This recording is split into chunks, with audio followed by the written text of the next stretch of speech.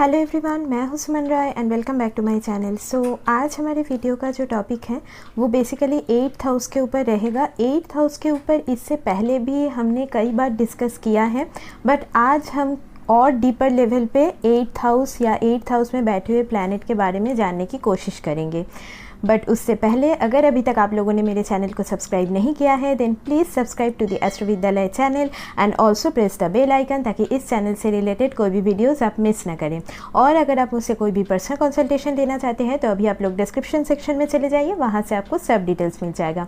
और अगर आपको ये वीडियो थोड़ा सा भी इन्फॉर्मेटिव लगे देन एक लाइक कर दीजिएगा। कॉमेंट में अपना ओपिनियन ज़रूर बताइए कि वीडियो कैसे लगा, और वीडियो को जो लोग एस्ट्रोलॉजी फॉलो करते हैं उन लोगों के साथ ज़रूर शेयर कीजिएगा। हमेशा खुश रहिए, यही प्रार्थना के साथ डिस्कशन पे चलते हैं। तो अभी देखिए 8th हाउस जनरली क्या होता है, क्या रिप्रेजेंट करता है, इसके बारे में आप लोगों को थोड़ा सा तो आइडिया होगा ही कि ये ट्रांसफॉर्मेशन का हाउस है, दुष्टाना हाउस है, और इसमें अगर कोई भी प्लैनेट जाता है तो वो थोड़ा ट्रबलसम पोजीशन माना जाता है। हालांकि ये सारी बातें सही है, बट जो मेन इम्पॉर्टेंट पॉइंट है 8th हाउस से रिलेटेड वो हम कई बार भूल जाते हैं, जो कि ये है कि 8th हाउस को मोक्षा हाउस बोला जाता है। बट हमने कभी क्या यही जानने की कोशिश की है कि ये मोक्षा हाउस क्यों है? इसीलिए इसको मोक्षा हाउस बोला जाता है ना कि मोक्ष मतलब क्या, आप जो भी अटैचमेंट है उसके परे निकल के आप मतलब लाइफ में प्रोग्रेस कर रहे हो। तो आप लोगों के लिए मेरा एक सजेशन होगा, अगर आपके 8th हाउस में बहुत सारे प्लैनेट्स हैं या फिर किसी भी तरीके से आपका जो लगन है वो 8th हाउस के साथ बहुत ज़्यादा कनेक्टेड है, तो आप ना लाइफ में डिटैचमेंट प्रैक्टिस कीजिए। बिकॉज़ आपके लाइफ में ना बहुत मतलब ऐसे इंसिडेंट्स होंगे, ऐसे लोग होंगे जो कि एक टाइम तक रहेंगे, उसके बाद चले जाएंगे। इसीलिए 8th हाउस में अगर कोई भी प्लैनेट है उस प्लैनेट से रिलेटेड अटैचमेंट को आपको लाइफ में नहीं रखना है। बिकॉज़ वो सडनली वो पर्सन आपके लाइफ से चले जा सकते हैं, या इंसिडेंट कुछ ऐसा आ जाएगा जो कि आपको मजबूर करेगा कि आप उस पर्सन से दूर चले जाओ। तो इसी वजह से अटैचमेंट किसी की तरफ आपको ज़्यादा नहीं रखना है, डिटैचमेंट ज़्यादा रखिए। मतलब यहाँ पे आप मिलो, लोगों से बात करो, बट एक जो होता है ना राहु जैसे कि एक ऑब्सेशन पैदा कर देता है, एक बहुत डीप अटैचमेंट पैदा कर देता है किसी की तरफ, और आप उनसे निकल नहीं पा रहे हो। यहाँ पे मैं लव अफेयर की बात नहीं कर रही हूँ, आपके फैमिली मेम्बर्स के साथ भी मैं वही पॉइंट आपको समझाने की कोशिश कर रही हूँ। तो ही 8th हाउस का जो मोक्षा जिसे बोला जाता है, स्पिरिचुअल हाउस बोला जाता है 8th हाउस को। हालांकि यहाँ पे देखिए 8th हाउस को बहुत ज़्यादा बैड हैबिट्स के साथ भी यहाँ पे कंसीडर करते हैं लोग, जैसे कि इंटीमेट जो रिलेशनशिप है उसका जो लिमिट है वो बहुत लोग क्रॉस कर देते हैं, एक्स्ट्रा मैरिटल अफेयर्स वगैरह, सीक्रेट अफेयर्स, उसका भी हाउस 8th हाउस माना जाता है। बट अगर आपके अंदर ऐसी टेंडेंसीज़ है कि लाइक आपका जैसे कोई सीक्रेट रिलेशनशिप चल रहा है मैरिज के साथ साथ, या फिर आप किसी भी चीज़ की तरफ बहुत एडिक्टेड हो लाइक अल्कोहल या कुछ भी ऐसा चीज़ आपके लाइफ में, कोई भी बैड हैबिट आपके लाइफ में है, या फिर you are too much materialistic, मतलब होता है ना बहुत ज़्यादा ग्रीड आपके अंदर है, और यहाँ पे आपका हॉरोस्कोप है कि आपके 8th हाउस में बहुत प्लैनेट्स है, राहु केतु 8th हाउस में चला गया, कार्मिक नोट्स, तो ये आपके लिए बहुत ज़्यादा सफरिंग पॉइंट होने वाला है। तो जल्दी से जल्दी ये अपने बैड हैबिट को जब तक आप ओवरकम नहीं करोगे, ग्रीड को ओवरकम आप नहीं करोगे, तो आपको 8th हाउस का जो पॉजिटिव साइड है ना वो नहीं दिखेगा। 8th हाउस में जब भी कोई प्लैनेट जाता है वो प्लैनेट बहुत ज़्यादा सेंसिटिव प्लैनेट हो जाता है। आपको अगर उस प्लैनेट से रिलेटेड सिग्निफिकेंस को लेके ना कोई छेड़ दे तो मतलब आपके अंदर जो चलेगा वो आप किसी को एक्सप्लेन नहीं कर पाओगे। और 8th हाउस ना हम ऐसे बोलते हैं कि एक बंद दरवाज़ा है, मतलब जैसे एक बंद दरवाज़ा या फिर एक जो रूम होता है ना 4 दीवारी का, तो वैसे 8th हाउस को देखा जाता है। वहाँ पे जो भी प्लैनेट आता है उसका एनर्जी थोड़ा ब्लॉक हो जाता है। ब्लॉक हो जाता है इन द सेंस कि उस प्लैनेट से रिलेटेड आपके अंदर बहुत ज़्यादा क्वालिटीज़ होती है बट आप उसको एक्सप्रेस नहीं कर पाते हो। तो उसका रीज़न फियर हो सकता है, एंजाइटी हो सकता है, बट आप लोग ही हो जो हिडन जेम कहलाते हो। मतलब उस प्लैनेट से रिलेटेड सबसे ज़्यादा टैलेंट अगर किसी के अंदर है तो वो आपके अंदर है। वो शायद अगर वीनस है तो क्रिएटिविटी से हो गया, मार्स है तो कुछ भी मार्शियन क्वालिटीज़ हो गया, वो आपके अंदर ऑलरेडी है, बट आप उसको एक्सप्रेस नहीं कर पा रहे हो डर की वजह से, एंजाइटी की वजह से। ये बहुत ही ज़्यादा एक इंटेंस कार्मिक रिलेटेड एक हाउस बनता है, 8th हाउस। बहुत ज़्यादा इंटेंस कर्मा यहाँ पे आपका लिंक्ड है, पास्ट लाइफ से भी और इस जन्म से भी। जी हाँ, 8th हाउस में जब भी कोई प्लैनेट जाता है ना, तो जनरली बिकॉज शनि और मंगल इसके कोरूलर है, केतु देव भी है एक तरीके से, तो इस हिसाब से ना आप इस जन्म में भी जो भी कर्मा कर रहे हो, वो अगर किसी भी तरीके से कुछ बैड कर्मा है, किसी को आप अनइंटेंशनली भी हानि पहुंचा रहे हो, तो ना वो आपको इस जन्म में फिर से बैक मिल जाएगा, बहुत जल्दी आप उसका रिजल्ट मिल जाएगा। तो इसीलिए बहुत सोच समझ के अपना जो कर्मा है वो इस जन्म में आपको परफॉर्म करने की ज़रूरत है। जो भी प्लैनेट 8th हाउस में गया है, उस प्लैनेट से रिलेटेड जो भी सिग्निफिकेंस है उसको लेके हम अभी ज़रूर डिस्कस करेंगे, बट वो सिग्निफिकेंस ना आपको बहुत ज़्यादा लाइफ में ट्रांसफॉर्मेशन देंगे। मतलब आपको कभी कभी ऐसा लगेगा कि सब कुछ छोड़ के चले जाए, या फिर एकदम मतलब एंड पॉइंट पे आपको पहुंचा देगा, बट फिर से आपका यहाँ पे रीबर्थ किस्म का एक आपको मिलेगा। मतलब आपका जो सोल है ना, इसे हम डेथ और रीबर्थ इसीलिए बोलते हैं, या फिर आयु स्थान भी इसीलिए बोला जाता है। बहुत लोग इसको मानते हैं कि डेथ का आपका एनवायरनमेंट कैसा रहेगा, वो भी एक सही बात है, बट बहुत लोग इसको एकदम डेथ ही मान लेते हैं कि डेथ हो गया। ऐसा नहीं है। मतलब यहाँ पे आपका जो सोल है उसका जो प्रोसेस रहेगा वो थोड़ा सा पेनफुल प्रोसेस रहेगा, बट अल्टीमेटली जो सोल यहाँ पे मैच्योर हो रहा है, जो लेसन्स को लेके आगे बढ़ रहा है, उसको अल्टीमेटली जाके मोक्ष या स्पिरिचुअल जो एनलाइटमेंट है वो इनको मिलेगा। और जो सोल अभी भी वहीं पे फंसे हैं, वो लेसन्स को नहीं समझ पा रहे हैं, तो उनको सफ़र करते रहना होगा। मेरे पास हॉरोस्कोप्स ऐसे आते हैं कि 8th हाउस में बहुत प्लैनेट्स हैं, बट वो स्पिरिचुअली एनलाइटेड हैं, और कुछ ऐसे भी आते हैं कि मतलब एक्स्ट्रा मैरिटल अफेयर चल रहा है, बहुत ही ज़्यादा ग्रीडी है, ऐसे हॉरोस्कोप भी मुझे मिलते हैं। तो इसका 2 पहलू होता है, तो यहाँ पे आपको चुनना है कि आप कौन सा पहलू यहाँ पे चुनेंगे। तो चलिए अभी प्लैनेट वाइज थोड़ा डिस्कस कर लें। अभी देखिए, लाल किताब में 8th हाउस को शमशान के साथ यहाँ पे कंपेयर किया गया है। अभी देखिए, शमशान वर्ड सुन के ऐसे घबराने की ज़रूरत नहीं है, बिकॉज शमशान भूमि में क्या होता है कि जो भी आपका बॉडी है वहाँ पे डिज़ोल्व होता है। तो अभी तक मैं आपको वही समझाने की इसीलिए कोशिश कर रही थी कि आपके बॉडी के अंदर जैसे जो भी डिज़ायर्स है हमारे अंदर, जो भी मटेरियलिस्टिक हो गया या कोई भी किस्म का डिज़ायर, वो हमें यहाँ पे जितना हो सके कम करने की ज़रूरत है। तो जाके यहाँ पे आपको जो एक्चुअली इस हाउस का पॉजिटिव लाइट है वो यहाँ पे मिलेगा। और जो लोग ऑलरेडी ऑकल्ट, एस्ट्रोलॉजी या कोई भी स्पिरिचुअल सब्जेक्ट के साथ आप अगर जुड़े हुए हो, तो आपको इसका जो पॉजिटिव रिजल्ट है वो धीरे धीरे लाइफ में दिखना शुरू हो जाएगा।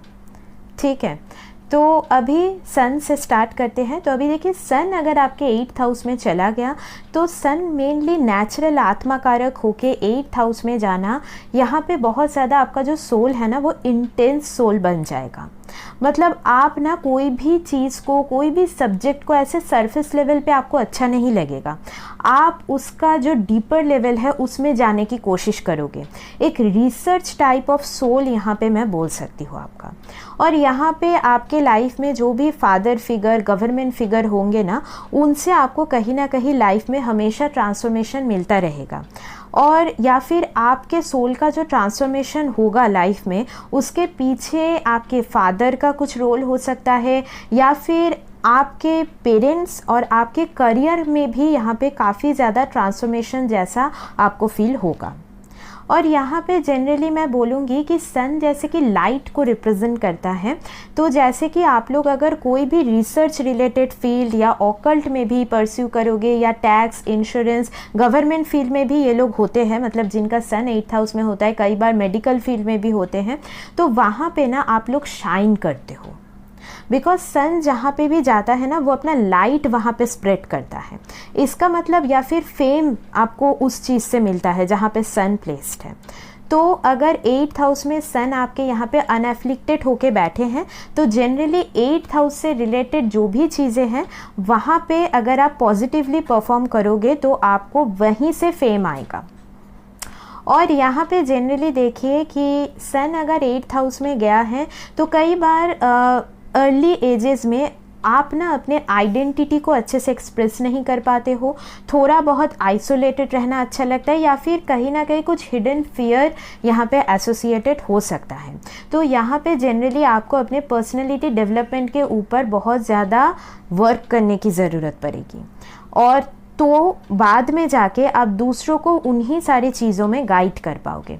और एक चीज़, सन अगर 8th हाउस में है तो यहाँ पे जनरली आपके हेल्थ या वाइटलिटी के ऊपर भी इसका इफेक्ट पड़ता है। अगर बहुत ज़्यादा एफ्लिक्टेड है तो रेगुलर कुछ ना कुछ हेल्थ रूटीन मेंटेन करने की ज़रूरत है, और बहुत ज़्यादा ऑनेस्ट वे में काम कीजिएगा। कभी भी कोई डिसऑनेस्ट वे यहाँ पे चूज़ मत कीजिएगा। हमेशा जैसे जो लोग मतलब एकदम ऑनेस्ट होकर काम करते हैं वैसा ही आपका काम होना चाहिए। अदरवाइज़ अगर आप किसी भी तरीके से कोई भी डिसऑनेस्ट वे में काम कर रहे हो या फिर आपने किसी का ट्रस्ट तोड़ दिया है तो वहाँ से आपको नेगेटिव रिजल्ट आना शुरू हो जाएगा।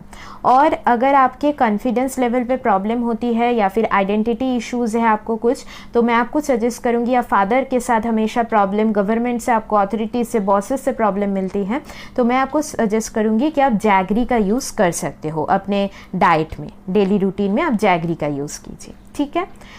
तो अभी देखिए, अभी मून अगर आपके 8th हाउस में गया तो जनरली यहाँ पे इमोशंस बहुत ज़्यादा इंटेंस हो जाते हैं। माइंड आपका बहुत ज़्यादा यहाँ पे इंटेंस वे में काम करना शुरू कर देता है। कई बार इमोशनल वल्नरेबिलिटी की वजह से लाइफ में बहुत ज़्यादा गलत डिसीजंस भी आप लोग ले सकते हो। तो इसी वजह से अपने इमोशंस के ऊपर कंट्रोल लाइए। थोड़ा बहुत अगर आप रिसर्च रिलेटेड फील्ड में नहीं भी हो तो भी कुछ ना कुछ रिसर्च रिलेटेड सब्जेक्ट्स को स्टडी करते रहिए, और जहाँ पे भी आपको मन लगता है वैसा कुछ हॉबीज़ आपके डेली रूटीन में रहना ज़रूरी है।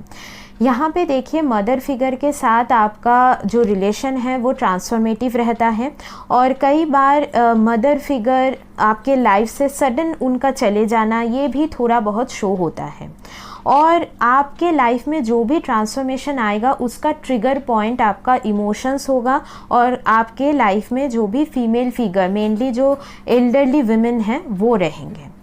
तो मैं बोलूँगी आप ना, जैसे जो भी आपके लाइफ में एल्डरली वुमेन फिगर है या मदर फिगर है, उनका हमेशा ब्लेसिंग लेके अगर आप चलो, इरेस्पेक्टिव आपका उनके साथ कैसा भी रिलेशनशिप का इक्वेशन क्यों ना हो, वो आपसे दूर भी क्यों ना रहते हो, आप फ़ोन पे थोड़ा बहुत उनसे बात कीजिए, बिकॉज़ उन लोगों का ब्लेसिंग ना आपको यहाँ पे बहुत ज़्यादा हेल्प करेगा।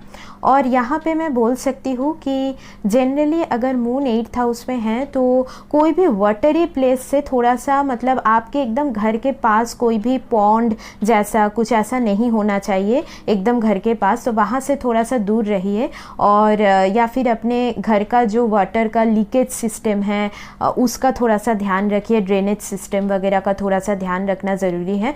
यहाँ पे कई बार आपको जो एंसेस्ट्रल प्रॉपर्टी है उससे भी थोड़ा बहुत प्रॉब्लम हो सकता है, मतलब उससे रिलेटेड आपको कुछ ना कुछ इश्यूज़ यहाँ पे हो सकता है।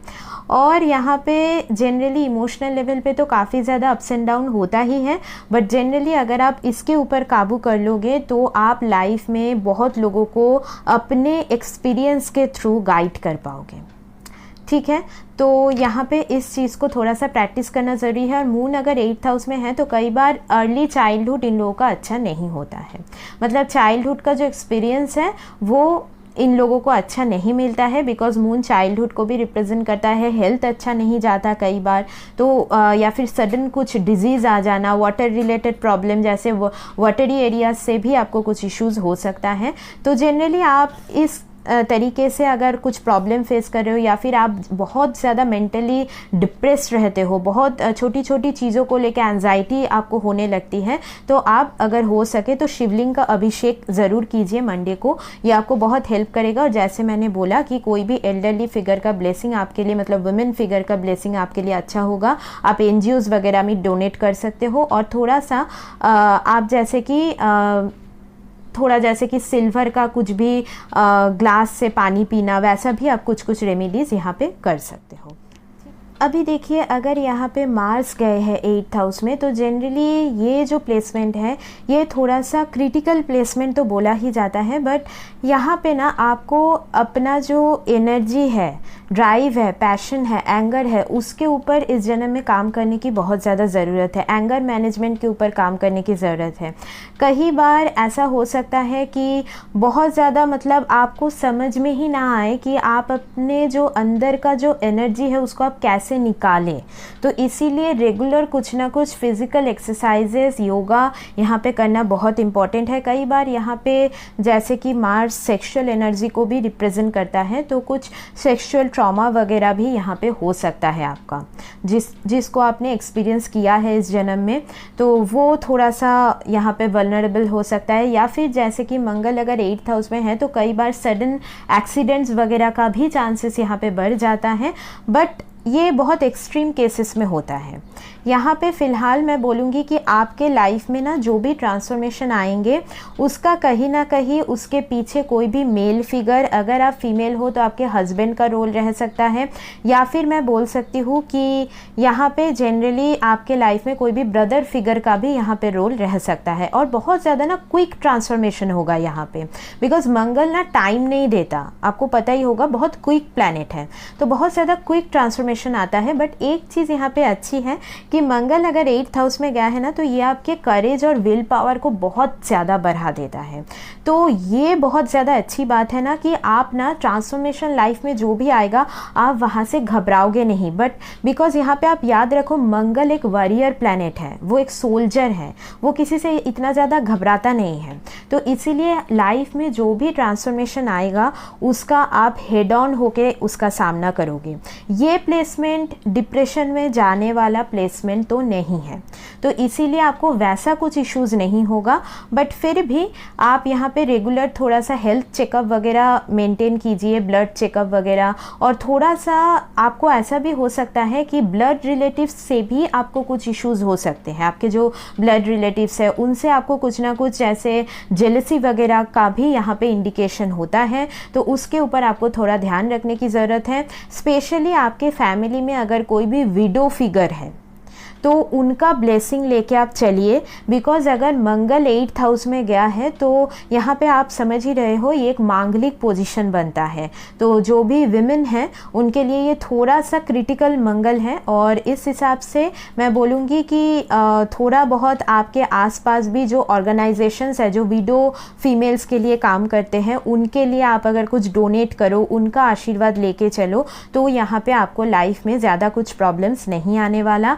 और यहाँ पे जनरली मैं बोल सकती हूँ कि अगर आपको अपने आप को लेके, जैसे कि मंगल यहाँ पे आपके बॉडी को भी रिप्रेजेंट करता है, तो या फिर आपका जो एनर्जी ड्राइव है, मतलब वो आप ठीक से यूज़ नहीं कर पाते हो, या फिर मन ही मन में आप बहुत ज़्यादा ग्रजेस होल्ड करके रखते हो। बिकॉज मंगल जिनका भी 8th हाउस में है, तो कई बार ऐसा होता है इधर आप बहुत ज़्यादा एक्सप्लोसिवली आपको मतलब अपना जो एंगर है वो आप एक्सप्रेस कर देते हो, कुछ ऐसा बोल देते हो बहुत जल्दबाजी में, जिससे आपका रिलेशन ख़राब होगा इधर, या फिर आप मतलब चीज़ों को एकदम मन में छुपा के रखते हो, तो जिस वजह से भी आप उसके मतलब दूसरों के साथ फिर आपको रिलेशन मेंटेन में प्रॉब्लम होता है। तो अगर ऐसा कुछ इश्यूज़ होता है तो आप सिल्वर का चेन वगैरह भी यहाँ पे पहन के देख सकते हो, ये भी आपके ऑरा को और ज़्यादा सूदिंग ऑरा बनाने में आपको ज़रूर हेल्प करेगा। अभी देखिए, अगर मरकरी आपके 8th हाउस में गया है तो यहाँ पे बुद्धि का प्लैनेट, इंटेलिजेंस का प्लैनेट 8th हाउस में चला गया। इसका मतलब क्या है कि कई बार ऐसा हो सकता है एडुकेशन में थोड़ा ट्रांसफॉर्मेशन, अप्स एंड डाउन वगैरह आपको दिखने को मिले। कुछ आपको ऐसा भी हो सकता है बर्थ प्लेस से बाहर जाके आपको कुछ स्टडीज़ करना पड़ सकता है। मैंने कई बार देखा है मरकरी जिनका भी 8th हाउस में होता है वो लोग कई बार बर्थ प्लेस से बाहर, यहाँ तक कि फॉरेन कंट्री में जाके वो लोग कुछ स्टडी करते हैं, रिसर्च बेस्ड स्टडीज़ में वो लोग होते हैं, वहाँ पे वो लोग बहुत ज़्यादा अच्छा करते हैं। और यहाँ पे ना जनरली कोई भी रिसर्च बेस्ड स्टडीज़ में ही आप लोग अच्छा करोगे, बिकॉज आप लोगों के लिए एडुकेशन, सरफेस लेवल का जो एडुकेशन होता है ना वो आपको इंटरेस्टिंग नहीं लगेगा। इसीलिए आप उसी एडुकेशन को पकड़िए जिससे आप बहुत ज़्यादा कनेक्ट हो पाते हो। तो यहाँ पे आपका इंटेलिजेंस लेवल बहुत ज़्यादा डीपर वे में काम करता है। मरकरी 8th हाउस में होता है तो जनरली मतलब आप जब भी कम्युनिकेट कर रहे हो लोगों के साथ तो थोड़ा सोच समझ के, बिकॉज कम्युनिकेशन में आपने कुछ मतलब हड़बड़ी में शायद ऐसा बोल दिया जो इन्फॉर्मेशन आपको नहीं देना चाहिए था। तो इसीलिए थोड़ा सा सोच समझ के यहाँ पे कम्युनिकेट करना ज़रूरी है। यहाँ पे मरकरी अगर 8th हाउस में आपका बहुत नेगेटिव रिजल्ट दे रहा है तो आप उसको कैसे पहचानोगे? आप देख लो कि आपके जो भी फादर है उनके साइड में, जैसे कि आपके जो बुआ है या फिर आपके जो मौसी है, उनके लाइफ पैटर्न को देखिए। अगर उनके मैरिजेस में बहुत इश्यूज़ है, उनके बच्चों को लेके बहुत ज़्यादा उनको इश्यूज़ रहता है, इसका मतलब आपका मरकरी यहाँ पे प्रॉब्लमेटिक प्लेसमेंट पे है। तो यहाँ पे आपको थोड़ा सा मतलब सोच समझ के लाइफ में डिसीजन लेने की ज़रूरत है।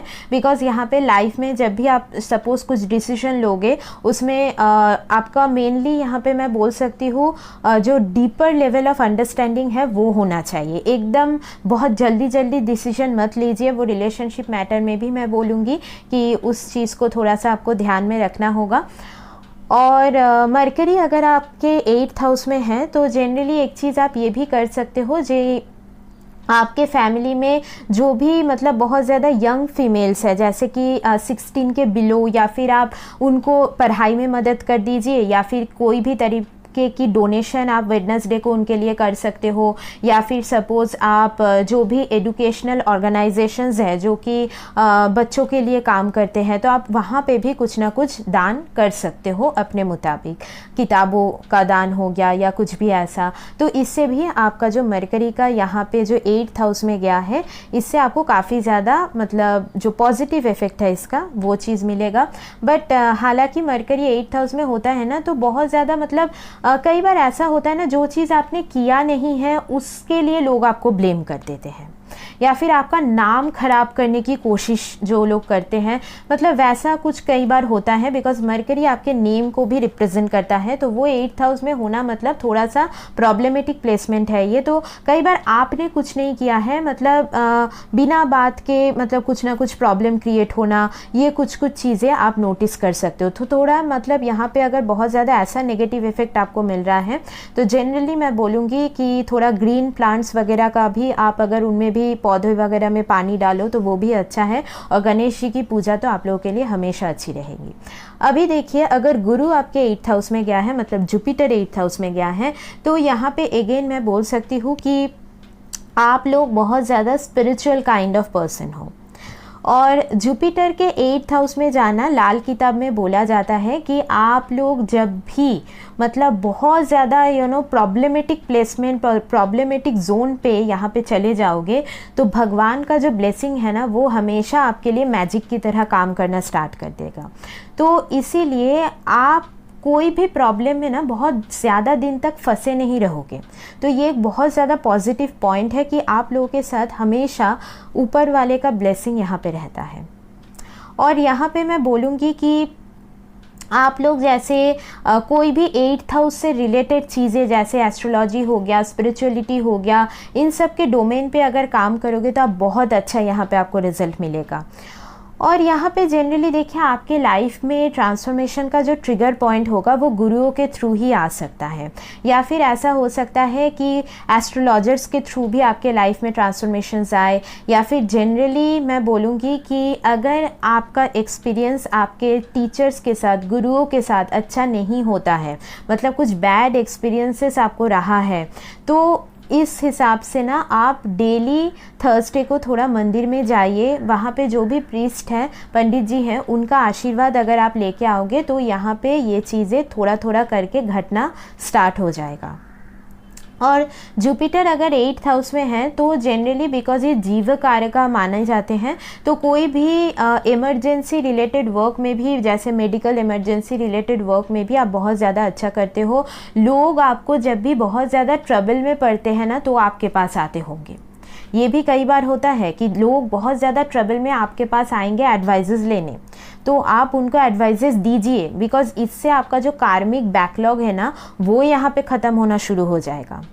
और अगर यहाँ पे देखिए गुरु अगर 8th हाउस में है तो जनरली आपके लाइफ में जो भी बड़े हैं उम्र में, उनका हमेशा मतलब उनका ब्लेसिंग लेके चलिए, तो आपको यहाँ पे लाइफ में कोई भी ट्रबल नहीं होगा, या फिर आप जिस भी भगवान को मानते हो उनका ब्लेसिंग लेके चलिए। बट यहाँ पे एक चीज़ ये भी है कि जीव कारक का जब 8th हाउस में गया है तो लाइफ में कहीं ना कहीं ट्रांसफॉर्मेशन, थोड़ा बहुत स्पिरिचुअल प्लेस में आप घूम के आए, रिलीजियस प्लेस से घूम के आए, उसी के बाद आपको लाइफ में बहुत एक बड़ा ट्रांसफॉर्मेशन मिल गया। तो आप देखोगे ना कि लाइफ में आपका जब भी कुछ टर्निंग पॉइंट आने वाला है, उसके पहले पहले गुरुओं से मिलना, एस्ट्रोलॉजर्स से मिलना, या फिर कोई भी स्पिरिचुअल प्लेस में जाना, वैसा कुछ ना कुछ इंसिडेंट होता है लाइफ में। ठीक है, देखिए अगर आपका वीनस यहाँ पे 8th हाउस में गया है तो ये तो मतलब बहुत ज़्यादा मेरे कमेंट सेक्शन में भी आता है, और इसको लेके मैंने पहले भी डिस्कस किया है कि वीनस अगर 8th हाउस में हो ना तो जनरली रिलेशनशिप, मैरिज, ये बहुत ज़्यादा आपके लाइफ में ट्रांसफॉर्मेटिव किस्म का होता है। बट यहाँ पे एक चीज़ ये देखिए कि आप मेल हो या फीमेल, आपके जो पार्टनर होंगे ना उनका जो स्पीच होगा वो बहुत ज़्यादा मतलब स्ट्रेट फॉरवर्ड हो सकता है।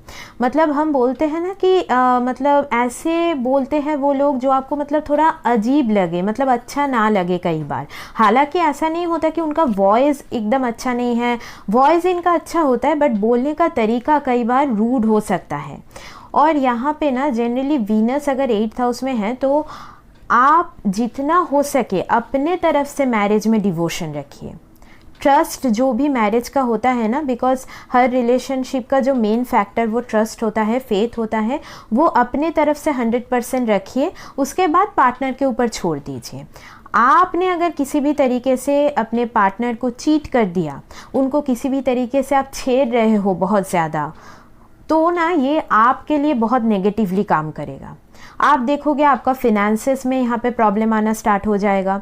अगर आप अपने पार्टनर के साथ चीट कर रहे हो, किसी भी तरीके से उनको छेड़ रहे हो, उनको वो प्रॉपर रिस्पेक्ट नहीं दे रहे हो, तो आपको फिनेंसेस में प्रॉब्लम आना स्टार्ट होगा। आपके ओवरऑल लाइफ का जो हार्मनी है वो यहाँ पे डिसबैलेंस होना स्टार्ट हो जाएगा। तो स्टार्ट रिस्पेक्टिंग योर पार्टनर, ठीक है। और यहाँ पे जनरली जैसे लाल किताब में एक चीज़ ये भी बोली गई है कि आपके पार्टनर का, अगर आपके पार्टनर ने किसी भी तरीके से कोई नेगेटिव चीज़ स्पेल कर दिया किसी को लेके, तो वो कई बार सच हो जाता है। कई बार नहीं, मतलब बहुत बार सच होता है। हालांकि पॉजिटिव चीज़ें उनके मुंह से सच नहीं होता बहुत बार। तो ये पॉइंट भी थोड़ा यहाँ पे मैं लागू करूँगी कि अगर आपके पार्टनर ने आपके कोई एनिमीज़ के खिलाफ कुछ बोल दिया, कुछ मन से चाह रहे हैं, तो वो शायद मतलब यहाँ पे सच हो जाए, तो वो एक किस्म से पॉजिटिव होता है। बट वही है कि आप यहाँ पे ध्यान रखिए कि आपके जो भी पार्टनर है आपके लाइफ में, आप इरेस्पेक्टिव मेल हो या फीमेल, आपके जो भी पार्टनर है ना उनके मुंह से कुछ नेगेटिव स्पेल नहीं होना चाहिए, बिकॉज़ वो आपके लिए, आपके फुल फैमिली के लिए हानिकारक है। तो इस चीज़ का थोड़ा सा ध्यान रखना बहुत ज़रूरी है। और यहाँ पे जनरली थोड़ा सा आप टेम्पल्स वगैरह में साथ साथ जाके अगर कोई भी भगवान जी का ब्लेसिंग लेके आओ तो ये भी आपके लिए अच्छा है। चैरिटी वगैरह ज़्यादा एक्सेप्ट मत कीजिए, मतलब गिफ्ट्स ज़्यादा एक्सेप्ट मत कीजिए। जो भी वेन्यूशियन गिफ्ट्स होता है, जैसे क्लोथ्स, जैसे कि आपका कॉस्मेटिक्स से रिलेटेड प्रोडक्ट्स, ये अगर कोई आपको गिफ्ट में दे रहे हैं तो ये आपको ना एक्सेप्ट नहीं करना है या फिर पास ऑन कर दीजिए, बिकॉज़ ये आपके लिए अच्छा नहीं है। बिकॉज आपको डोनेट करना है, ना कि एक्सेप्ट। तो इस चीज़ का थोड़ा सा आप ध्यान रखिए। परफ्यूम्स भी गिफ्ट में ज़्यादा ना लीजिए। और यहाँ पे जैसे कि मैंने बोला कि आपके लाइफ में जो भी ट्रांसफॉर्मेशन का ट्रिगर पॉइंट होगा वो आपके पार्टनर, आपके रिलेशनशिप या मैरिज से ही आएगा।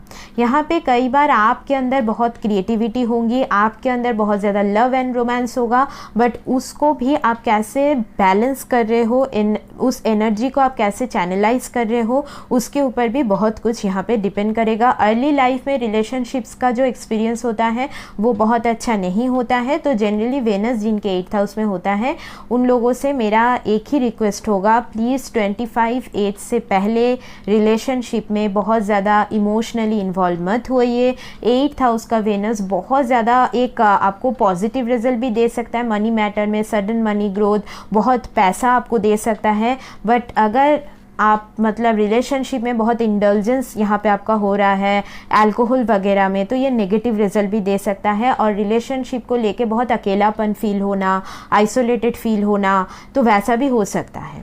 ठीक है, तो इस एनर्जी को बैलेंस करना ज़रूरी है।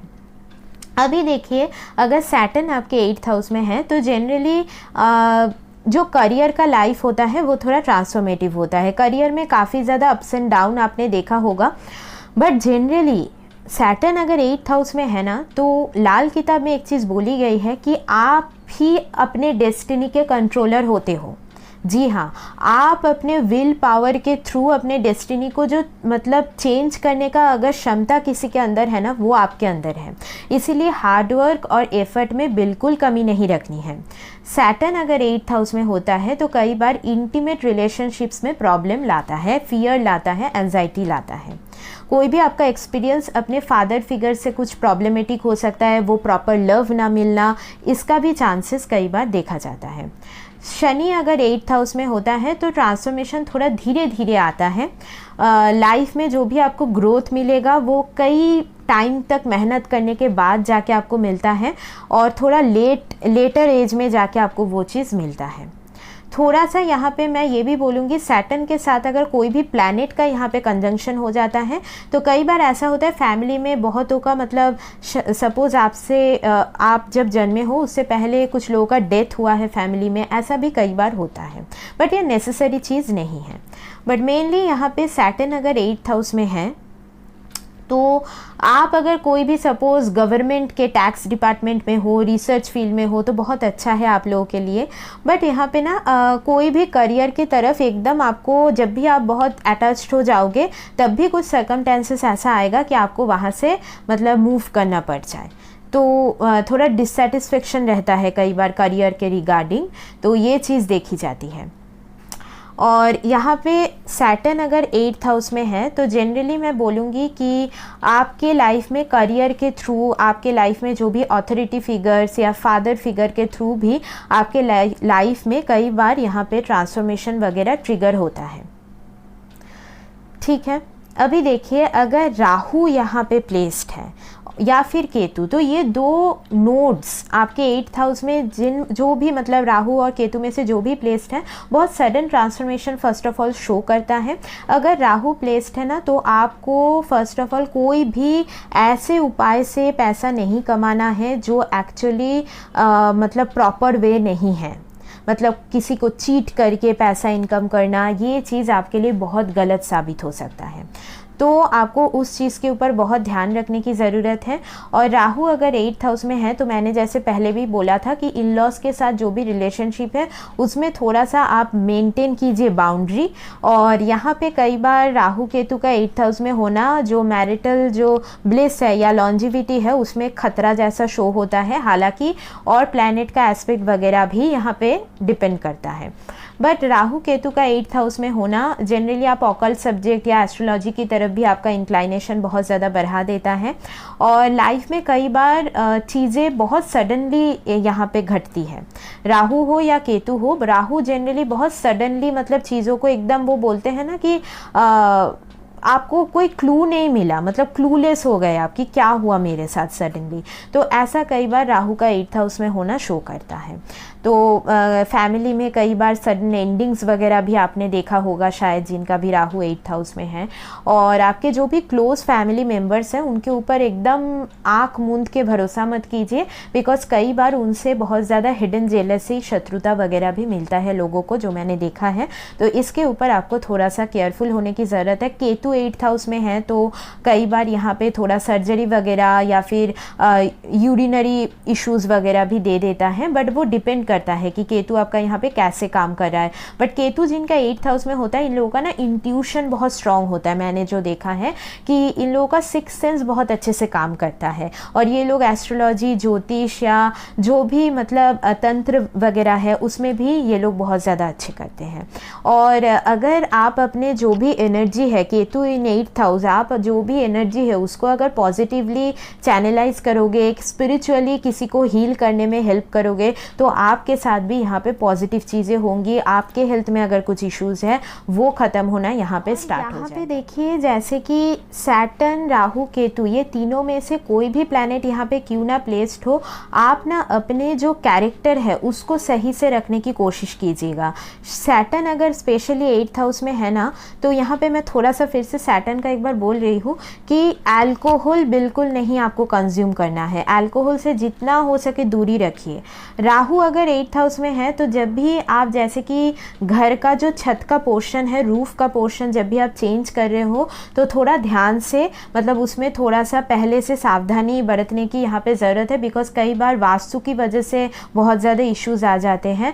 और केतु भी अगर आपके 8th हाउस में प्लेस्ड है तो इस हिसाब से भी आपको अपने कैरेक्टर के ऊपर बहुत ध्यान रखने की ज़रूरत है। अगर आपके बच्चों के ऊपर कोई इश्यूज़ आ रहा है, प्रॉब्लम्स आ रहा है, तो यहाँ पे रेमेडी करने की ज़रूरत है। रेमेडी इन द सेंस, आप यहाँ पे केतु अगर है तो गणेश जी की पूजा कर सकते हो, और यहाँ पे अगर राहु का इन्वॉल्वमेंट है तो जैसे मैंने बोला कि अपने वास्तु के ऊपर ध्यान दीजिए। राहु केतु 8th हाउस में होना, रेमेडी वाइज आप एक भी यहाँ पे ये भी चीज़ कर सकते हो, जो भी स्ट्रीट डॉग्स हैं, एनिमल्स हैं, उनको भी आप फीड कर सकते हो। इससे भी आपका जो ये इफ़ेक्ट है वो कम होता जाएगा। ठीक है, तो यहाँ पे हमने थोड़ा बहुत डिस्कस किया कि 8th हाउस में जो भी आपके प्लैनेट होते हैं उसके अनुसार आपको लाइफ में कैसे ट्रांसफॉर्मेशन आपका ट्रिगर होता है।